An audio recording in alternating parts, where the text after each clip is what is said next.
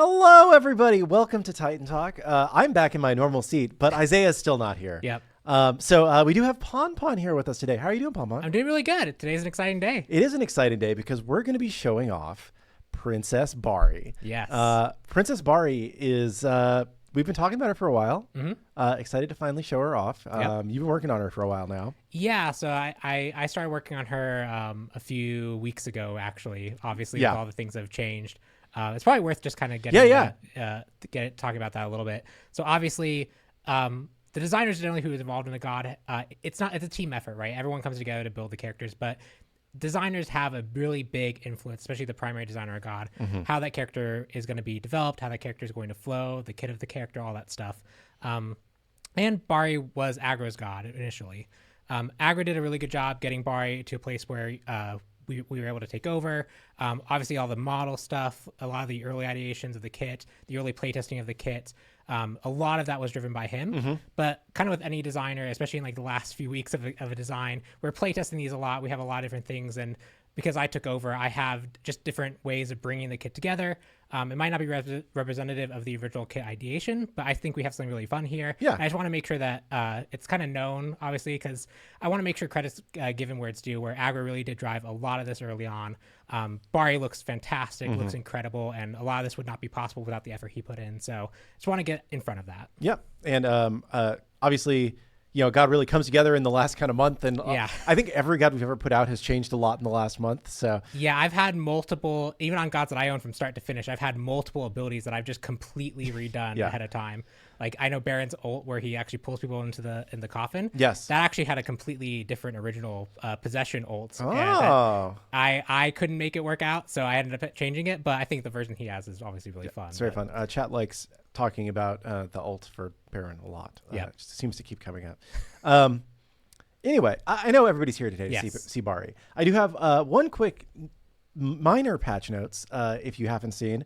We did release a hotfix yesterday that we added the option to set your maximum frame rate in game at 90 or 144 FPS, which is something that people had asked for on Titan Talk. I wanted that because that's my monitor at home. Actually, we were talking about this. Mine's 143.9 because I can't figure out why. But I have old monitors, so I have 90 hertz monitors, so it's good for me too. Nice. So I think that's good. This is on PC. You can set this max FPS setting now. And I know there was a request at the time to be like, hey, can we just have like a slider to pick any FPS? That would have technically been much of a longer arc of work, but it's relatively easy for us to just add more FPS options. Yeah. So if there's other big ones that y'all are missing out on, let us know and we can add other ones to the list without too much difficulty. The other thing that changed in the last update was that we addressed an issue where draft lobby teams were not displaying. Yeah, that's all I got. And then today, if you haven't logged into Smite 2 yet today, Awilix came out today. Yeah, this morning. Yeah, so we've been shipping gods nonstop for a long time now, and I know a lot of people have been looking forward to riding Suku into battle and checking out the cool new +1s, getting to fire off a Jaguar while you're riding a Jaguar. It's a lot of fun. Log into Smite 2, check out Awilix. Yeah, really cool ability jungler just being added, just flexing out more options in the jungle role. And I mean, Suku is just so cool looking. I actually like her new model. Yeah. Like the lobby presentation, she's one of the few characters with a unique lobby presentation where she's actually like on the back of Suku. Yeah, it's pretty cool. Very cool. Yeah, they did a good job with that one. Awesome. That was most of my preamble. Anything that you want to talk about other than Bari? Or should we just get into Bari? Well, there will probably be a fix going out today and or tomorrow for some other miscellaneous stuff. Okay. So like, just so people know, there's some issues with Magi's Cloak being procced by random things. I fixed that this morning, but it should eventually come out at some point, as well as there will be Thor aspect balance ahead of OB5, specifically just toning down the slow, toning down the heal just a hair, and mostly fixing the fact that you could not cleanse that slow. The slow is uncleansable, which is very, very good. Yeah, that seems maybe a little OP. Yeah. But. So those are the only other two that like really came to my mind as like big things that we should probably talk about ahead of time. Awesome. The other thing that I do want to talk about for everybody, if you remember, we were supposed to run a double worshiper event starting on Friday. And we didn't start that until really late in the day because we had some technical issues. So we're going to run it another day. So it'll it's supposed to turn off sometime today, run through all day, and turn off sometime tomorrow, I believe. So, cool. So enjoy the Devil Worshippers and get a good start to Awilix with them. Nice. And with that, let's talk Bari. So who is Princess Bari, right? Our first Korean goddess. Yes. I know she's like a shaman who like went to the underworld, but give us the real version of who Princess Bari is. Yeah, so she has a lot of really different stories, but they all tend to converse around very key concepts that are very similar. So generally, she is the last of a line of female daughters. Her family was very much expecting a son as the last daughter, and so she basically got shunned by the family. She finds out later on that her father is ill. Sometimes it's the father and mother. Sometimes it's just the father. And so she, out of all the children, decides to go and try and rescue the parents by going on this adventure and essentially finding these divine waters that are able to revive people and heal people. By the time she gets back, either the parents have died and or they are just very ill. But she actually goes and uses the divine waters to rescue them and save them and revive them.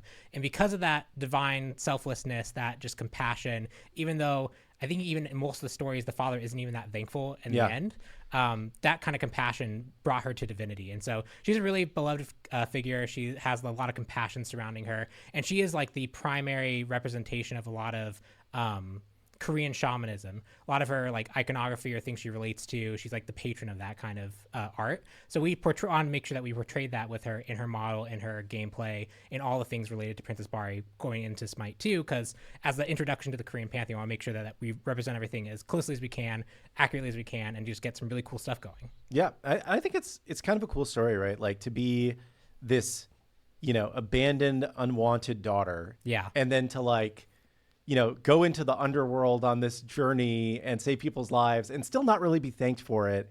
And then kind of become like the founder of shamanism. Like, I don't know. It's just a very interesting, unique myth. That's like, it's kind of a more like human myth than a lot of the myths we deal with. So I always like when we get to touch new mythologies and tell new stories. Yeah. A lot of them have like happy endings where like the father realizes that he was wrong to have abandoned. It's like, no, in a lot of these, the father still was like, eh. Yeah. It's just very weird. That's cool. Chat says, I would begin my villain arc if I was Bari. She's not a villain in our game, though. No, she's just pretty darn cool. Should we go in game and take a look at her? Yeah. Are we ready? Okay, hold on. We are ready. I am still manning the buttons, chat. So things can go wrong here. I'm going to switch the laptop and then I have to turn on the volume. Okay, here's the laptop. Troubleshoot audio. Unmute laptop. Okay.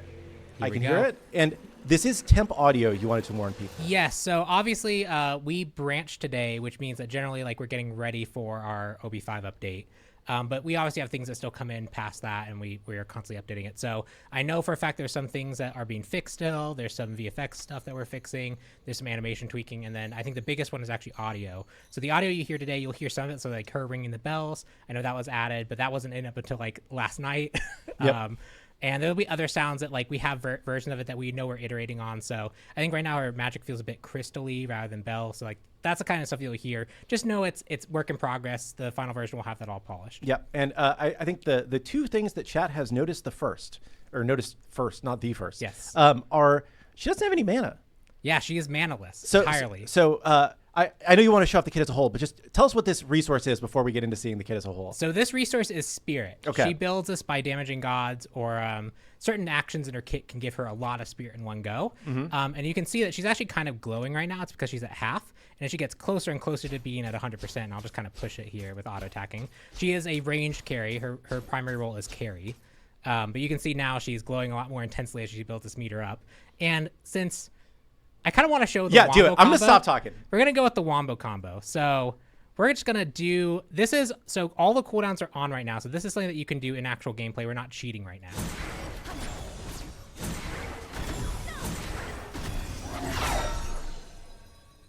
So you can get a lot of abilities cast very, very quickly. Pom, what just happened? Just a lot of things happen. Should I be scared? You should probably be scared. Okay, good to know. So that was all of her abilities in one go. We'll go through each of them one by one, just so you can explain. We can explain what all that was. And it looks a little OP, chat. But give us a second. Let's explain what we just saw here, because there are some limits. You know that you can't just cast a million abilities in a row. And yeah, let's talk through it. So we're always talking about passive first. So this is Mystic Surge. As you deal damage, you gain spirits. And upon reaching 100 spirit, you're basically constantly building to this moment of a lot of power. Up until you get to 100, it's actually not giving you any benefit, but the moment you hit 100, you enter Mystic Surge for 5 seconds. It gives you some baseline stats, which you can see at max rank, which is determined by your ult rank. It actually gives you a lot of stats for free, which is primarily that attack speed, especially is what drives her to be that kind of carry role. But you also get a free use of any of your 1, 2, and 3 as an enhanced ability. So if I have my, let me turn the cooldowns. So if I have used all these things, which will go into what they do, and then I get to 100, which I get to by ulting, you can see I actually have all the abilities back, and then when I throw it, I get my normal abilities back. Yeah, so after hitting 100, you get 1 free cast. You get 1 free cast, and that cast is what's considered enhanced. And obviously all the stats associated with it. Yeah. So that's the passive. So your game plan is really to play around building up that passive and use that as a moment to just get a free cast off and go. Your first ability, which oh no, hit the buttons. It's okay. This is the worst. It's a great laptop. It's a very powerful laptop. The keyboard is a little hard to navigate. The problem is the bar for this is directly where that is. Oh, yeah. So like the microphone bar is in the way of the keyboard. I get it. I get it. Not skill issue. So we have Sacred Bell. You lob a bell. Pretty straightforward. You throw the bell out. It deals some damage. It has a warning. It does the things for hitting gods. You get some spirit. But you can see that obviously there's a lot more interactions with this bell than just lobbing it. We'll go through the base kits first, and then we'll talk about all the interactions. Your 2 is a cone attack. Does a cone, does damage. I'm getting flashbacks of Vamana. Yes. We'll do cooldowns again just so I can go through all this. Reset cooldowns. Thank you. The close range, though, however, knocks them back. Again, a pretty straightforward ability. Yeah. Nothing too crazy going on here. Yeah, don't try and dive me. I will push you away. The 3 is actually and her 2 is it's the animation is like she's waving her fan, right? Yes, she's waving her fan forward. It's basically a fan gust. Yeah, so it's like the fan is dealing damage, magical damage at range, and if you're too close to her, the fan will actually knock you back with the gust. Your 3 is actually kind of a different movement ability. It's closer to Chang'a's 2, where you have complete freedom of movement, and you actually get a nice kickoff burst of speed, so you can just move freely. And at the end of it, you're going to fire a projectile. Now, this one is if you hit a target, you gain a massive burst of spirit. This is your primary combo enabler. It's going to actually give you 50 if you hit a god successfully. So if you hit this, you can often play off that knowing that you're going to get your enhanced abilities. It also reduces the cooldown if you hit it successfully in a god pretty significantly. So the more you hit this, the more you get to kind of dance around the battlefield. Which is pretty fitting for the way Korean shamanism works, right? Because it's like a music and dancing based magic to some extent. Yeah, right? A lot of the rituals have various sounds associated with the spell staff. They have various motions and dances associated with them. So we're trying to be evocative of that with that kind of fluid motion, and also like bringing like she has like her fan weapon and the kind of bell staff. We want to make sure that is represented. So now onto the combos that you can do. So when a bell is deployed, you can pull it in and fan gust it around, and it's a ricocheting shot, so you can actually ricochet it around areas. You can get in these tight jungle corridors and actually send it flying. You can also, you see how I pulled it to me, if you do it while it's lobbing, you can actually throw it from where it lands. So if you need to do things like, for example, this, that's valid, versus here you might actually hit the wall here. So you can actually be flexible in how you actually launch it, either max range to get some extra distance or pull it close to you to get that kind of line skill shot from you. Yeah, a lot of player agency in how you want to use these abilities. It's not just like I push this button and it does one thing. Yes. The bell also can be pushed by the 3. So you can see here the 3 also launches it forward. So you have multiple ways of accessing, because you might have used the 2 already when you get your free 1. We want to make sure you have multiple ways of actually augmenting this. And then each enhanced ability, which I'm just going to ult because that's the easiest way for me to become enhanced quickly by showcasing this. The enhanced one is a much bigger bell, which means that when it gets pushed around, it is a much bigger, like, actual hitbox, and this also now stuns. Does it stun both when it lands and when it gets pushed, or just... it slows when it lands, it stuns when it pushes. Okay. And the base version does nothing when it lands, slow when it pushes. Okay. Your 2 that's enhanced is just more damage, and the knockback is further. But if you have, let's say, a normal bell here, and you pull it with an enhanced 2, that bell becomes enhanced. So you can actually enhance a bell that was previously unenhanced by using an enhanced ability to launch it. Okay. And the 3, when it's enhanced, turns from a projectile into a skill shot, like line skill shot. So it's instant damage. Okay.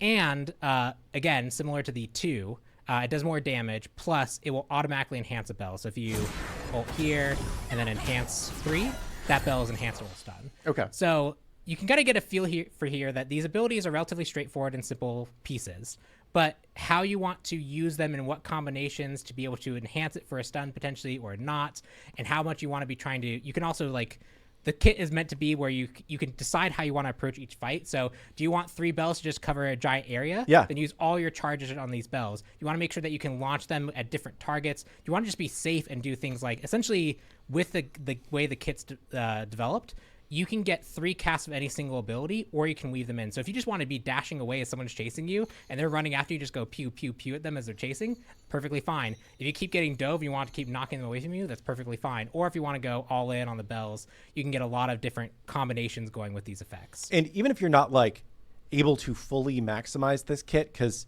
I'm a small brained Andy, like, if I mirrored in, also you can just get a free bell that way, so you can get another bell that way. Oh, geez. Yeah. We got four bells now. But like, from what I've seen, from playing the god a little bit, like, I can just like throw out the ball, throw a ball and then knock it around, and I can have fun with her and still do okay, even if I'm not like nailing the combos the way that I absolutely need to. Right? It's kind of like King Arthur in Smite 1, like. If you knew how to chain the abilities together, he was stronger. Yes. But you could just push the ability that you felt was right for the situation and do okay. And I'm not trying to dumb it down, but I'm just trying to be like, I felt like this god was more approachable than you might think with all of the intricacies of it. Yes, and especially if you're playing the strength-focused side, which is that more traditional carry role, you're really focused on using the abilities for like more zoning potential and then lining up the stun so that you can make sure you land your autos. Yeah. Your use case for them is a bit more straightforward. If you play Int, where you're really focusing on these abilities to deal most of the damage for you, you're going to have to really master these combinations. So you have to, if you're going to play the Int focus build, you have to be a bit smart about how you how you approach it versus going just, I'm going to hit really hard with strength. Chat wants to know the names of the abilities. I know we haven't seen the ult yet, but we skipped the names of the 2 and the 3. So the second is Warding Gust. Okay. And the third ability is Reverent Steps. Ooh, I like that name. Yeah, I like Reverent Steps. And then the final one, which we'll go into, is Spirit's Cadence. This is the ultimate. So obviously, just to showcase it, because I think this is a really cool. It is a beautiful ult, and I think it's very difficult to like make things that are, I think, really pretty from an FX perspective that aren't just like overwhelming. Right. And I think that this does a good job of that. So the idea here is that she summons a spiritual version of the rituals that she performs at an area.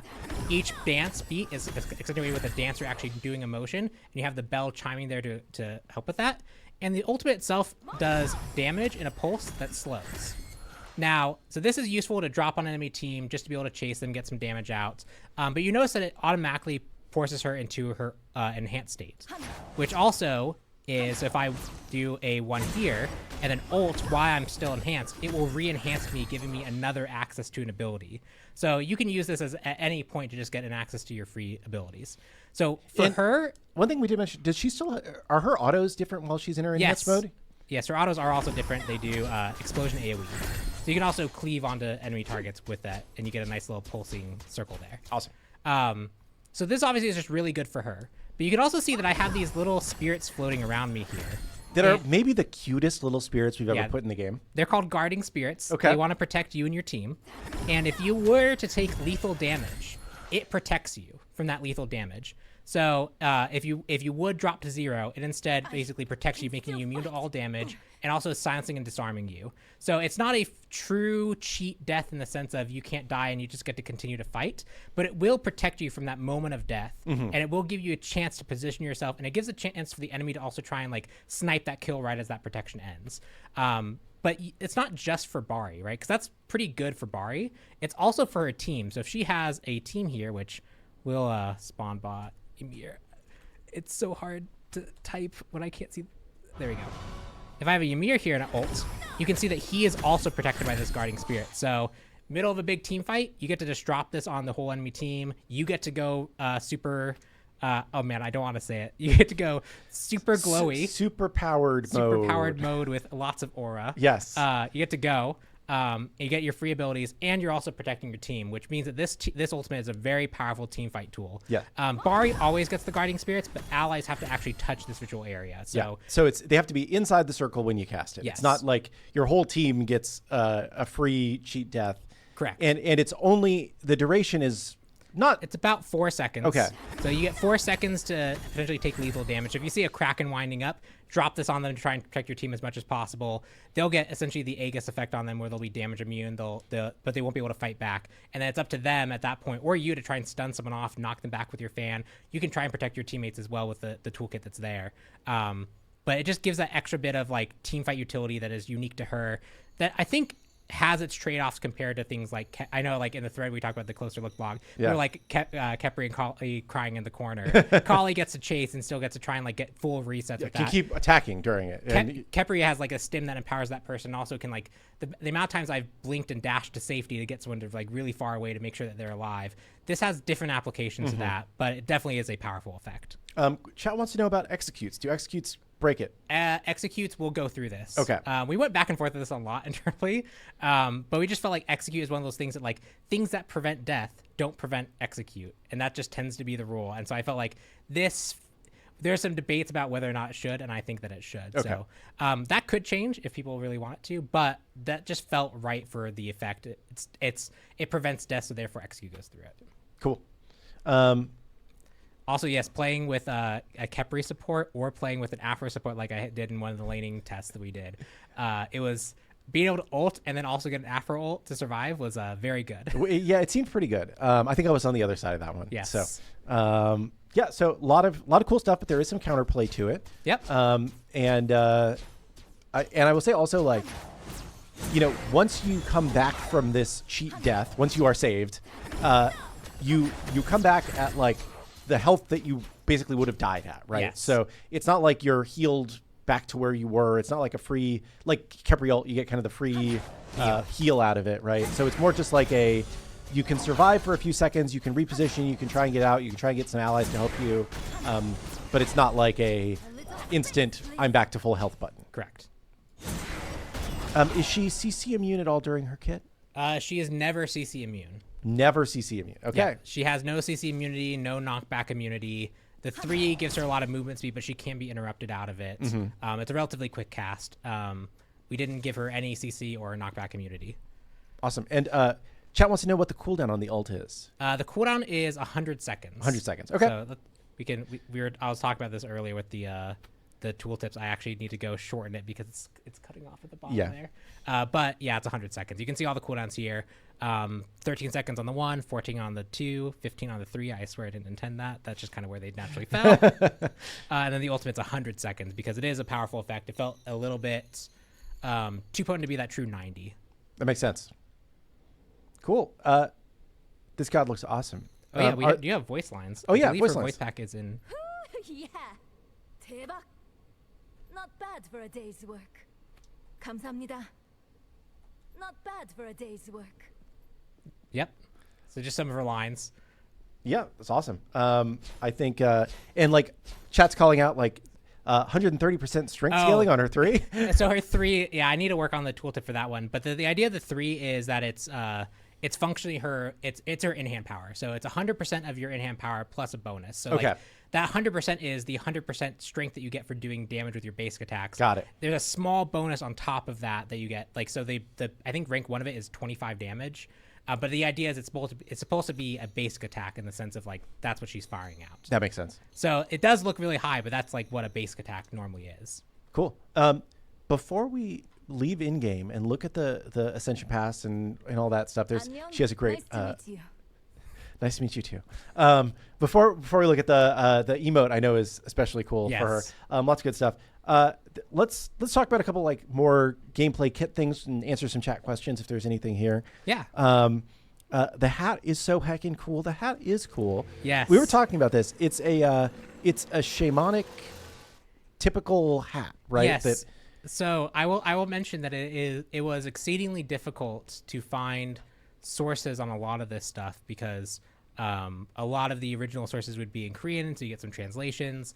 Certain things that like would have like an obvious name, it's difficult to find the obvious name. I did try to find the name for this hat. I know the first thing that comes up is the Gat, which is I don't even know if I'm saying that correctly. Yep. It's kind of this like black see-through hat that's usually associated with men wearing. Mm-hmm. But you see a lot of these festivals and these Korean shamans, they're wearing a hat that's like this, and it's a similar shape, but it has that kind of again, like in Korean shamanism, the hats that they wear, there's a variety of hats they can wear. Some have this shape, but I couldn't find actually what that was called in the research I ended up taking over. Yeah, I want to say it's like a Mudang or something like that from what I've seen. But well, a lot of things are called Mudang because like that ends up just being like shaman, basically. Okay. So like when I looked up for like what the bell weapon would be called, it was like a Mudang. I put it in the blog post. I can't remember the name of it, but that basically just translates to shaman bell. So it was exceedingly difficult, but yeah, no, the hat's really cool. There's a lot of things on her that are like very representative of different aspects of the culture. Like the color scheme is a specific type, and that's actually the Korean Pantheon logo that we're using. It's these 3 kind of swirling in elements of red, gold, and yellow. And so that's why she has a lot of reds, golds, blue, gold, and red. Blues and reds and golds in her kit, and she actually has that on her hat as well. Awesome. And the fan has a lot of coloration. This bell weapon is very evocative of the bells that they'll be holding during these rituals, where they have like a fan, or they have a whole bunch of bells kind of dangling off this like center rod. Just a lot of really cool things, a lot of cool aspects to her. If you go look at the closer look blog, you can see a high poly model of her, so you get to see all the little details they added in. The texture work on her is just really incredible. And I guess we'll see in game 2 when we go look at the god page, we'll be able to see all the various stuff, and you can just see like even here she's just like kind of like ringing the bell. There's a lot of really cool small touches in her kit as well. A couple kit questions. Yep. Can you 1, 3, and then 2 to pull the bell out of the push so that you can double hit with the bell? No. No. Okay. We did talk about potentially allowing that, but we felt like the one, you might want to be launching bells in different directions, so accidentally pulling in the other bell would end up causing some issues. But it just felt like tracking that was also going to be just difficult for the Bari player. It is also important to know this pull-in is actually anywhere around her in basic attack range, so this is valid. Okay. So you toss it behind you, this would be valid. If it's in the air when you go to throw it, it won't get pulled in. So that's how you can do like the really quick combo, but where you do the quick combo where like the fan attack happens right as it lands, but that's going to go from where it is, not be pulled into you. So you have some flexibility in how you approach it, but also like if you want it to hit as fast as possible, you're gonna have to be more responsible for aiming it directly. Awesome. And she deals magical damage or physical damage? She is a magical damage. Magical damage carry. Okay. And then can she build Sunbeam Bow since she has no mana? No, she cannot. Okay. So we're following the precedent set by Yamoja. We may visit that again. Okay. But for now, no. For now, no. Okay. She does not have a mana stat, so therefore you can't activate it because you can't pay the cost of mana. Awesome. Question: does she get spirit from attacking minions? She does. So it's 2 spirit for attacking for every time she deals damage to minions. It's 5 for every time she deals damage to gods, and then her 3 gives her that 50 immediately, and her ult gives 100 immediately. Awesome. Chad is noticing that the tower area ground looks new. There are some conquest updates in this update as well, including new tower pads. So they're very fancy. They're very fancy. They look much better.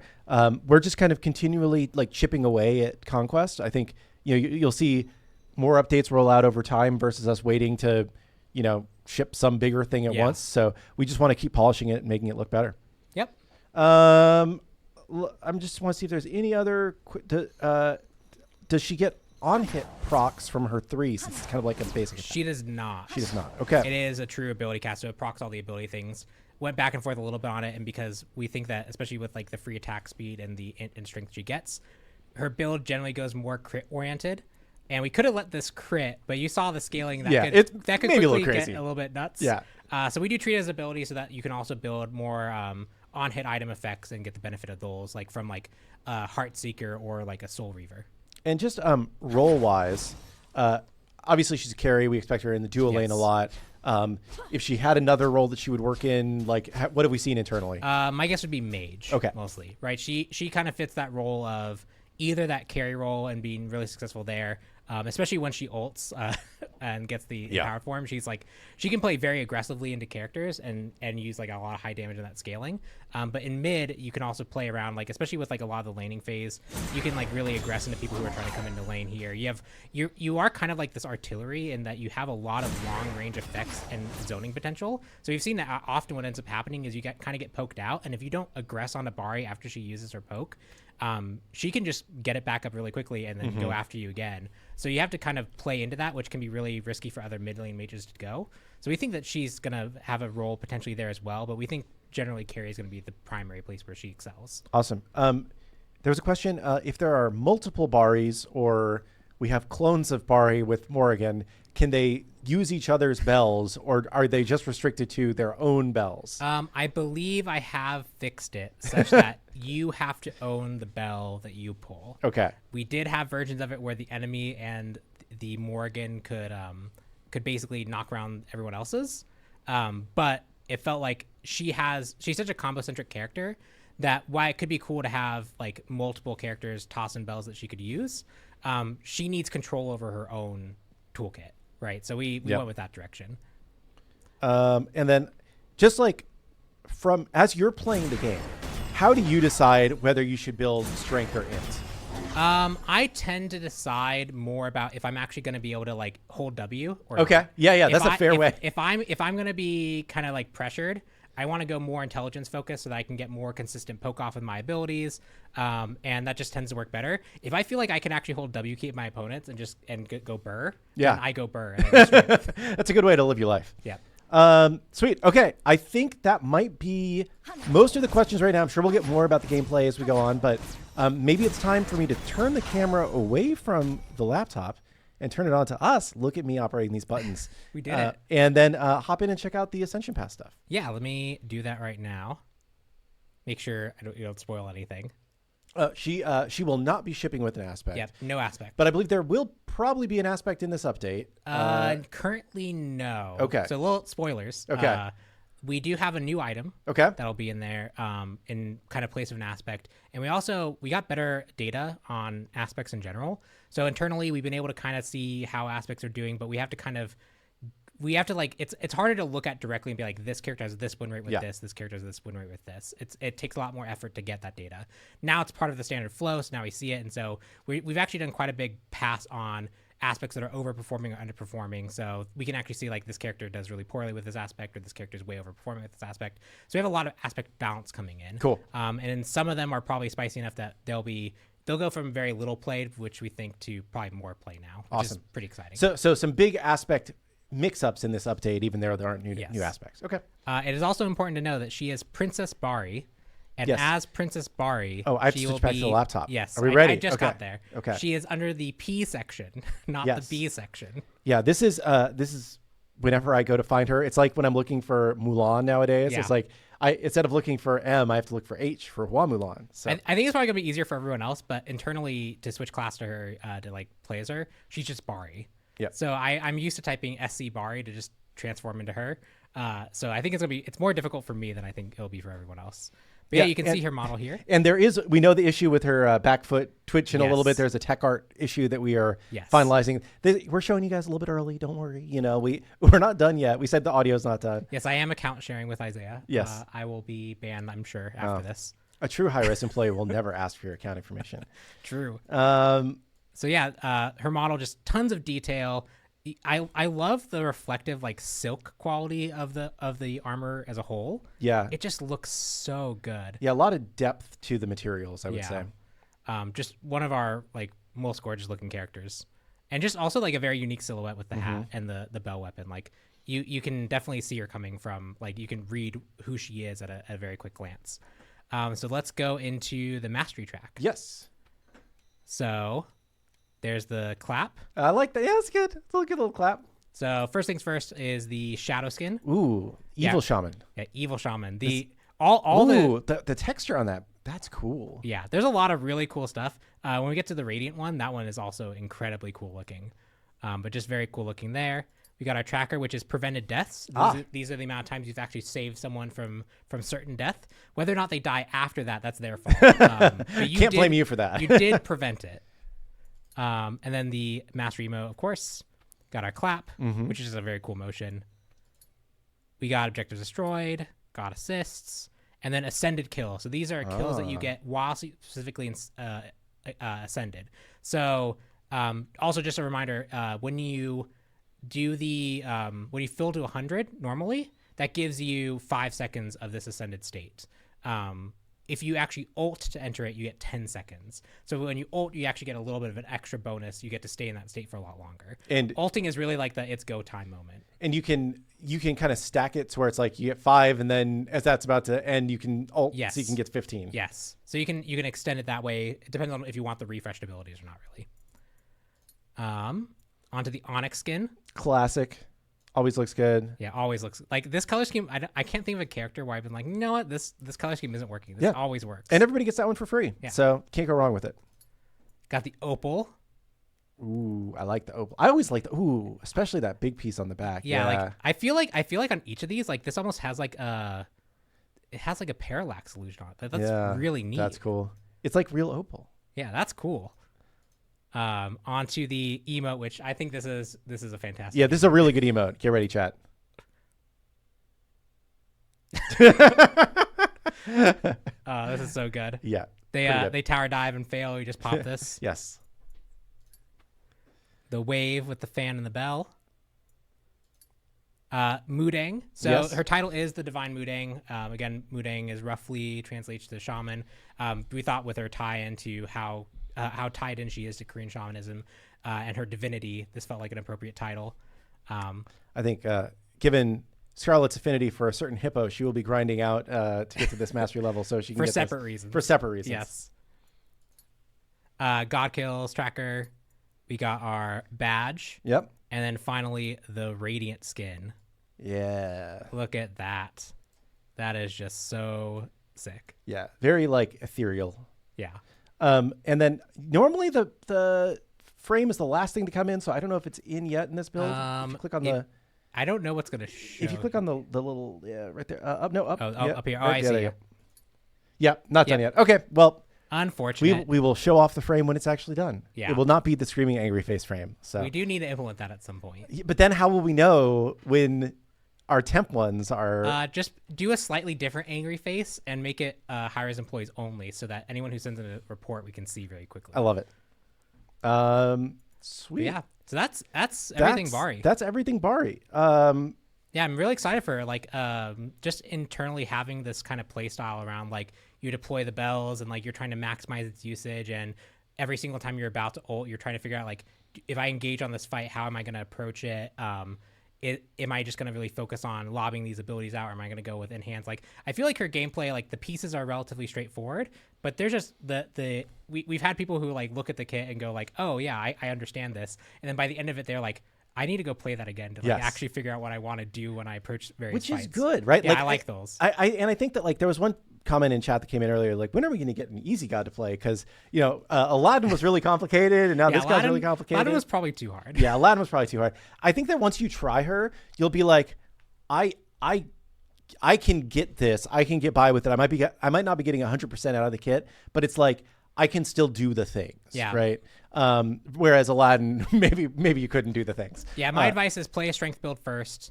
Really focus on using, like, trying to like get out the enhanced bells and stunning people and following off that stun.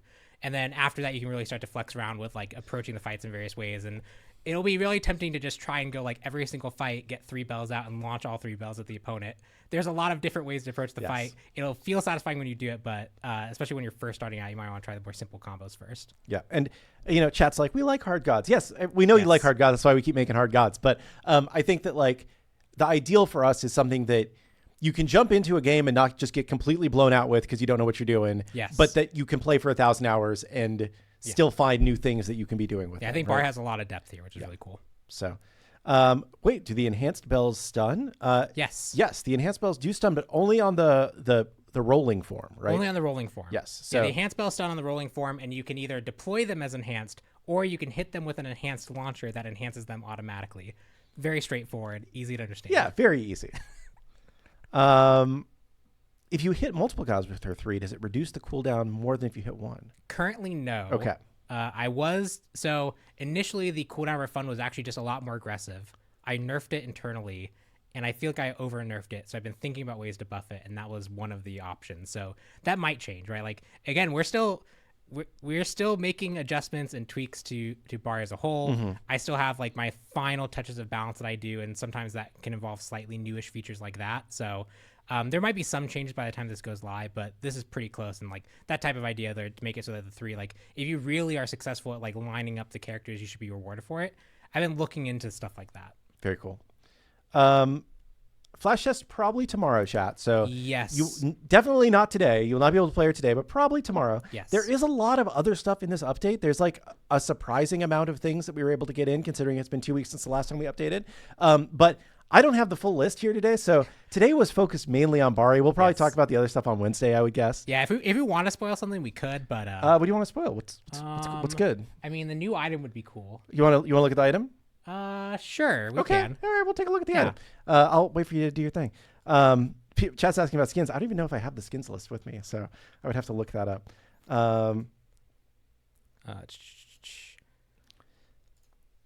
Yeah, so we're in like a dev build, so there are some things that are in this build that will not be going live tomorrow, and that's why we're like, I'm not 100% sure what is or isn't in the final build, so that's why I don't want to be like, let's look at all this stuff, because some of the stuff isn't going to be in the yeah, we'll have our full notes, all the we talked a little bit about the aspect balances coming in. We have a lot of other balance coming in. We have some conquest adjustments coming in, so there's a lot to go over when we go into the balancing, so we won't get into that too much today. But if you guys want to see the cool thing, I have swapped to it. Oh, okay. Are we ready? People should recognize this item, and I think it's actually going to fill a Are you ready, cool chat? role. Are you ready? Erendite. Yep. The kind of the ultimate trigger Arthurian item is coming back as an active, and the active specifically is going to be this stealth reveal mechanic. Ooh. So if you have those pesky Lokis or Izanamis who are ruining your day, you can reveal them. It's in a wide area, and you get that bonus damage and movement speed if you're successful. So you can use this as like a sonar ping, pretty much. And if you're successful in that sonar ping, you get to go chase that person down and try and hit them. Very cool. If you miss and you don't hit anyone, you don't get any movement speed. So just an interesting new item, fleshing out especially like the things that like a lot of our more strength focused assassins have really wanted, that like strength and cooldown rate stat, lots of power. Chat says Loki in shambles. Yeah, Loki in shambles. These stats are not okay, says Benny. So that's fine. It's fine. It's 2550. That's you compare that. You compare that to Jotun's 10's cooldown rate and that passive that's always active when you get kills and assists. Yeah, it should be fine. It's fine. Yeah. We'll see. Yeah, Bobby says shut it, Benny. So it's fine. You know, we'll let them fight it out. I have my jungle bias. This seems okay to me. Yeah, seems good. But no, as always, we want to see how things actually look on flash testing, right? And then we will make changes if we need to. Yep, absolutely. These are first numbers, and I think an exciting thing. So, sweet. I'll go back to us. Also, just kind of because we had Pridwin, because the Arthurian items in Smite 1 were always kind of interesting because like they're the ult based trigger, which meant that like their usage outside, like they had very odd effects because they needed to be kind of these generically useful things that you'd want to also do when you ult. Yeah. Erendite just had a lot of like that bonus damage on it. So now that it's actually an active instead of that, because we have the active system in place, you can actually make the reveal effect the more compelling component of this. Where previously it's like, do I really want to burn my ult randomly to potentially reveal someone out or see someone or chase someone down? It's a lot harder of a call to make. Once an active effect, you have that unique application that you can apply to it. Yeah, more interesting stuff. There are some questions about when we get to hear more about Merlin. That should be about 2 weeks from today, I would guess, when we'll show off Merlin. Yeah, probably. So. Did Bari have other concept art like we usually have showing other designs? We didn't show it this time. There was other concept art. I don't know. So I did go find it. It might be worth just kind of sharing just so people can kind of see. A lot of Bari's early ideations, like we kind of knew. There's some early ideations that have like her with a staff weapon. There's very early ideations with more like these kind of spirit like minions around her. I did go look through that, but it felt like when we were going to like put, especially what was on like a closer look blog, just felt like the things that like were closer to her final presentation felt more accurate, because a lot of the other ones, like the context, like there's a lot of early context that I'm personally missing. But it might be cool to share just so you can see the early ideation. And like they're always like off the wall. Like with Aladdin, you saw like all the different genies. I'm pretty sure like I saw one crazy weapon with like Bari where like the weapon is actually taller than her entirely. They're always like they're just really there to give you like that mood piece of like, here's all the different directions we can take. What's immediately resonating with everyone. Benny asks if you get Erendite passive if you don't reveal somebody. You do not. Okay. Yeah, if you do not reveal anyone, you do not get the movement speed. You do not. Obviously, you don't like. You mark them to take the bonus damage. If you didn't hit anyone, you don't. Yeah, you just whiff it. Yeah, you just whiff. Okay. He says, okay, that's cool then. Sweet. Balanced. You knew all along. Yeah, everyone's so worried about the number. How's Baron aspect going? It's not in this one. Yeah, we've been play testing and it hasn't really been hitting yet, I would say. Yeah, we pulled it initially because there was like an issue with it. But we've been play testing it more, and we just think that there's like room to add like it's really missing like one more piece. We could turn it on, but like we feel like it'd be better, like especially after we've seen how some of the other aspects have released, where like if they're undertuned or not feeling like they fulfill the niche that they need to, you could play them, but then people kind of really quickly go like, oh, I'm not going to really engage with this too much.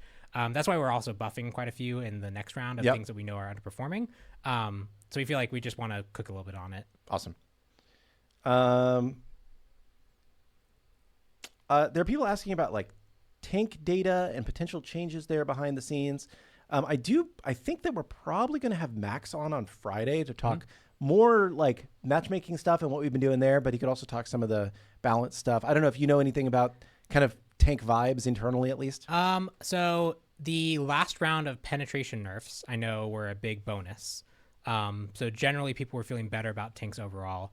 Internally, we know we've had a few other things we want to do because it's deceptively difficult to buff tanks in a way that doesn't cause every bruise in the game to go nuts. Yes. So we've been talking about different ways that we might approach that, but the pen nerfs were already a pretty good first step in that. So tank players should feel better today than they did like 2 weeks ago. But we're still keeping an eye on it. They're a lot closer than they were, I'd say. Awesome.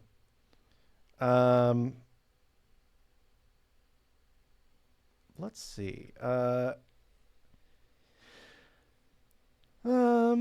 Spoilers on the next god.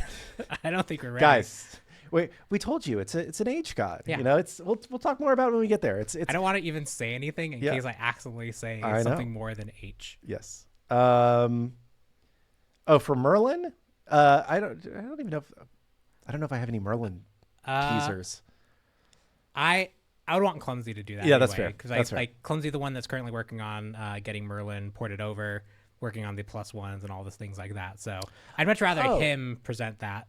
You know what? I think I do remember one skin that is in this update. I think Aladdin's getting a skin in this update. Want me to check if it's there? Yeah, can you check and see if it looks good? I did see a skin that I don't think I can talk about that looked really, really, really sick. Oh, well. But so let's see, Aladdin. Let's see if it's in. Yeah. Okay. I'll pull this up. Okay. Cool. Are you ready, chat? Yeah. Silent Wish Aladdin. Yeah. Kind of the sweet like ninja vibes. So pretty sick. The genie gets the skin too, which I think is pretty cool. Yes. And we did go through the effort. I haven't seen it yet, but I know we did when we first talked about Aladdin's ult. One of the big questions was, are we ever going to skin this thing? And I do believe we have the tech in for skinning it. So you should see differences. And it's basically first come, first serve. Like in the future, if we have 50 Aladdin skins, one of them's going to win. Yeah. You get to play the roulette on that one. But the arena should change as well. Yeah, so this is a fun one that made it into the update. There are a couple other skins, but I think most of the other ones are like cross-gen classic skins, and I don't have the list in front of me. I just remembered, popped into my head that this skin was in this update, so I figured we show it off a little bit. Oh, they want to see it in practice. I don't know if chat, I don't know if it's done enough to show in practice. Here, the FX might be broken. We'll see. I'll let you jump in and see if it's working. We're still early on. Yeah. We're doing this live. Yep. Let me... Can I actually take that into... I don't get the skin labels. What's Epic? Epic is kind of the best way to think about it. If you're a longtime Smite head, is that Epic is kind of like the old tier 3 skin level, where it's like new model, new FX, new sound effects, yada yada yada. And then like legendary is tier 4, where there's like new animation stuff, and then mythical is tier 5. So Epic is kind of like a tier 3 good skin, I would say. So I don't think the VFX are in a state to show off yet. They're mostly there, but not quite. But the ult in particular, like if you want to see the giant genie, we can show that. But that's pretty cool. Yeah, he's pretty sick. But you can see like when this lamp appears, it's going to be the original lamp. So like there's still stuff being worked on. Yep. Cool. Sweet. Make the lamp a shuriken, guys. You can't just turn a lamp into a shuriken. How does that teleport you to an arena? I don't know. Let's see. Oh, this is maybe an interesting one. What drove you to make Bari do magic damage when gods like Pele, who is mostly elemental, are physical damage? So obviously with new characters, there's not an expectation, right? It could be whatever. Yeah. And throughout development, actually, Bari was generally physical damage. But as we saw all the pieces come together and we saw the VFX and like with direction the VFX are going, the only thing that really felt physical was like the physical bell lob. Yeah. And the rest of the abilities felt very magical. And even the bell lob, especially when it's enhanced and does like the kind of explosion around it, it has that like magical quality to it. And so I went back and forth on this because it does matter for lane dynamics and what character comps you can play into.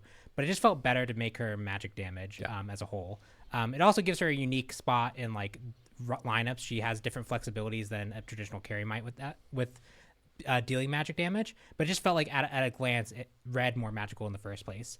Pele at the time, Smite 1, assassins deal physical damage, right? They just do. Yep. Doesn't matter what they look like or the way they cast spells, assassins do physical damage. And that was like just it wasn't really until like I think Maman, right? I don't actually know, was she classified as a mage? She was classified as a mage, but she was kind of an assassin, right? Right. You know? Like so like you had to do stuff like that where like Maman you'd say was a assassin, but did magical damage, so therefore she was a mage. So like a lot of the reason why Pele would be physical is that legacy of Smite 1. And when we brought it over to Smite 2, we just kept that legacy because that's what people expect, that's what people are familiar with. If you went to go build against Pele and suddenly you realize that you built a whole bunch of physical defense for nothing, that was the kind of things we were trying to avoid. Yeah. So newer gods have more flexibility in that obviously now, but back then it was really driven by the class role they were in. That makes sense. Inbound is here with the Alani check. I have a cherry twist today. What do you have today? I have Orange Kiss. Orange Kiss. Orange Kiss. The Beach Babe Afro Win person is now invading our Titan Talks as well. Oh, no. We get that post like on our Twitter X, whatever the hell that cesspool is called. Morning. I don't know, but I'm sure it's on the to-do list. So yeah. I thank you for reminding me, Lotus Plunge, about the music. I will take a look on Twitter to see where you tagged me.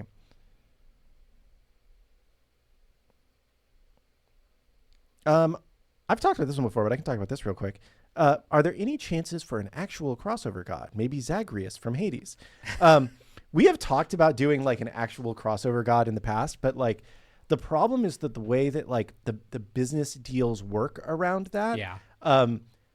We normally those deals are only good for like a limited period of time. So you could get into a situation where a god is not always going to be available, which is not good. Also, the way that we sell characters in our game, most players that are hardcore get the gods for free, and people that do business deals with you want revenue.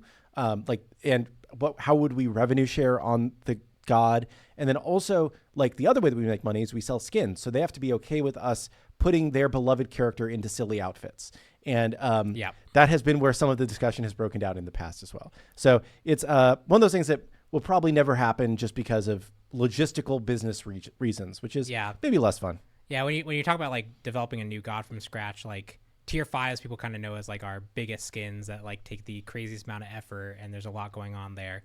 Gods are generally at least as difficult as tier 5s, if not more, because you're building everything from scratch. And so those are just like the most expensive type of things that you can make, let alone then have all the business relations around it. Like, it would be really fun, though. Yes, it would be fun. I know we've internally joked about different kit ideas for different characters outside of Smite, just as like a what if, because we're just chatting and having fun. One of my friends who used to work here, I like every month or two would be like, we need to add Godzilla as a god. And I'm like, how is Godzilla a god? He's like, Godzilla is a god. I'm like, okay, dude. But yes. Anyway. Has it right in the name. Yeah, it's right there. But it was, everybody has their own thoughts on what would fit. Yes. Oh, you know what else? I don't know how to say we should check and see if this is in to show off without giving it away. Are you? It would be in an escape menu on a screen that you're currently on, but I don't know if it's working or not. Is it right there? Right there? This one? Yeah, is that working? Hey, Is it actually going? Is it finally happening? It's supposed to be finally happening. Oh, okay, sure. Okay. All right. Like Princess Bari, this is second now. Yeah. This is the most important This thing. is actually the most important thing in the update. I believe this is PC only right now, but something that people have wanted to see for a long time. We have version 1 of HUD Editor. Let's just make this huge. Yes. Make this, and that is the optimal experience for, I know, quite a few people. This? Yeah. Perfect. Ship it. Done. Yes. So yeah, I know we know everybody's been wanting this for a long time. But yeah, I think Let's see. This is. Yeah, look, it's so easy to use. And as I said, I think this is PC only for the first version because it's basically just making this work on console is like a next step, and we want to make sure that it worked on PC first. My relic's not important, so it goes off to the side. Oh, you're a casual solo queue enjoyer. My items are very important, so we're just gonna make them. Let's see, inventory. This is gonna be huge. Yes. It's gonna be on the center of my screen. Yep. Is this optimal yet? I think that's perfect. Yeah. Beautiful. We spent all this time designing a nice HUD, yes. And then but no, I think that like this is a huge win for people. There's a lot of other stuff in this update too, guys. Like this is actually a pretty meaty update. Like, yeah. And we just kind of been like casually mentioning things throughout the show because we're like, oh yeah, we can show that off. I know that's in this update. It should be good. We hope you guys really enjoy it. Like, there's a lot of fun stuff. We're not, we know that the God cadence slowed down a little bit from the way that we initially announced due to unfortunate reasons, but we're not slowing down with shipping awesome stuff every 2 weeks, right? Like, we're going to be bringing out a lot of fun things. Yeah, there's a lot of things that are coming in this patch that I'm really excited to talk about, get into more detail on. So it'll be fun. Bobby, I don't use my HUD. I turn it off. If that's what makes you a successful smiter.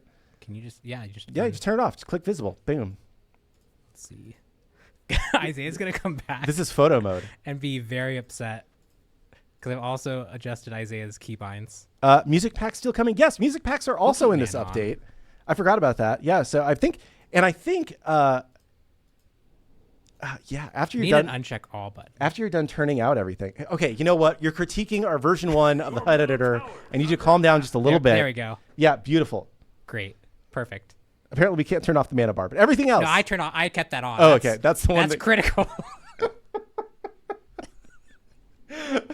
It's really funny because like when I play WoW, I have a very particular like setup, and I spend a lot of time agonizing this. I'm just like, let's just turn it off except for mana. It's fine. Cool. I'm gonna go back to us. If you can go to I think there's one other thing that maybe I can show off real quick, or that we can talk about. Is it not here? Yeah, it's not here. If you go to the store, and then go to the chests, and then go to there you go. This one? Yeah. Kellen is an amazing individual because this whole arc. Not only do we have music packs back, but we have 68 music packs coming back. Hell yeah. Which is incredible. 68 music packs. I believe the only way to get them is in this music chest for right now because there's no other. We don't like have a store section to sell 68 music packs. But you can roll it with legacy gems, so you can just get all your old music packs for free if you have legacy gems. Yep. So, and it's going to be 400 legacy gems to roll the thing. So, nice. Yeah. So roll on through, get some sweet music packs, and I believe basically it's everything except for things that used licensed music, because we couldn't use those. Yeah. Right? So like some of our crossovers that we had in the past. Yeah. So so Kellen was just a beast and was able to like hook all these up and. It's awesome. So, so some of the great, there's from old battle passes and the pirate theme and, events and the Slavic theme. Oh, yeah, the Slavic one. That one I actually had on for a long time because, I would have that with... no Crab Rave. I'm sorry, guys. Crab Rave is, we don't own the rights to be able to put Crab Rave in here. But basically anything that wasn't rights-based. And you'll notice they're all marked as classic, which means that, they're legacy gem purchases. And I don't know if they preview here. I don't think we have game audio on right now, right? I might. Let's see. I think the laptop's unmuted. They don't preview right here. Yeah, I don't think they preview here. I don't know if that's going to be eventually in, but... But 68 music packs that you can pick from in the new update. So lots of fun stuff. Yeah, no RuneScape, no Slipknot, no Monster Cat, right? Like, again, going back to the whole like business relationships thing, right? There are restrictions, but that's still pretty fun. So, cool. That's been a lot of stuff. A lot of stuff in this update. A lot of fun stuff. I'm excited for it. And we are now at 2:00. So we've had a fun day, but it's gone very quickly. Yeah, I was like, okay, so maybe been like half an hour. Yeah. Like, are we gonna do half an hour questions? No, it's already 2. Yeah, we just have to do one more question. And pick a question, and I'll pick a question too. While we're waiting for a few to come in, I will say yes. Flash test is intended to be tomorrow. Isaiah will be back on Wednesday, so the show will be slightly better run than with me running the show. And we are thinking about having, I believe Max is going to be on probably on Friday. So lots of fun stuff to look forward to this week. I do have, I think, my question. Someone basically asked how much more difficult is it to add a manaless character in Smite 2? Yep. Is it easier than Smite 1? I'm mostly going to use this as a chance to just talk about like how cool some of our tools are.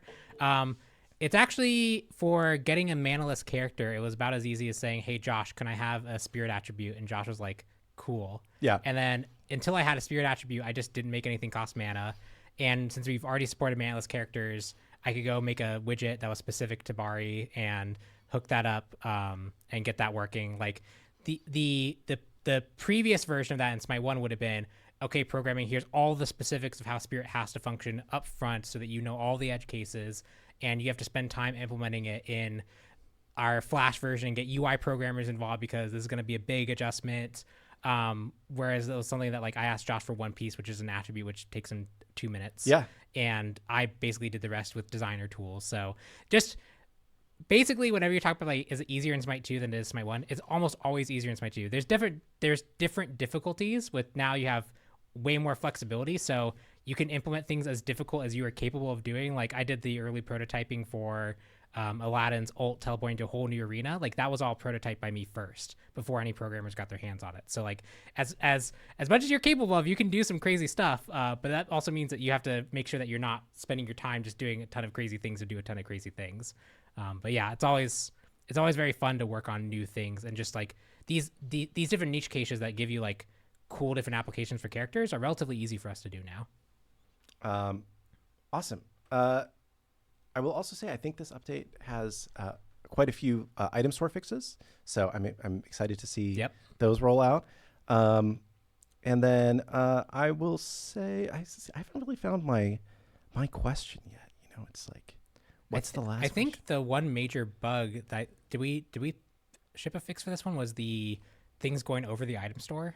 Yeah, I don't know if we've gotten that one figured out yet. There have been a lot of different things that can cause it. Yeah. I think the most recent thing that we found is that there are basically instances where when the death recap pops up, it can change the sword order, and that's what breaks it. Okay. So not always, but sometimes when the death recap pops up, and it seems to be more specifically on console usually. So, but yeah, we are still working on that for sure.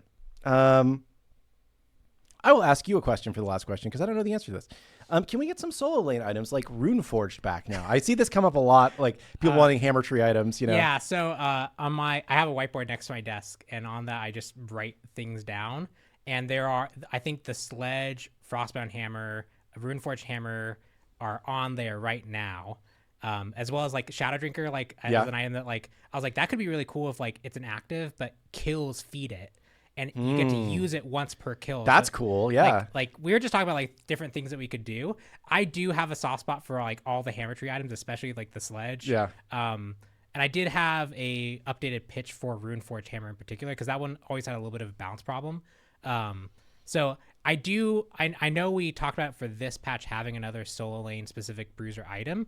There's also need for like the magical bruiser starter, I know is another common ask as well. They are definitely high on our list. Tainted Steel would be really good. I think also like Vampiric was always kind of a weird mid lane item, but like you could tune that more for solo lane that'd be good. Magical damage dealer. So cool. Awesome. Well, chat, it's been an amazing hour with y'all.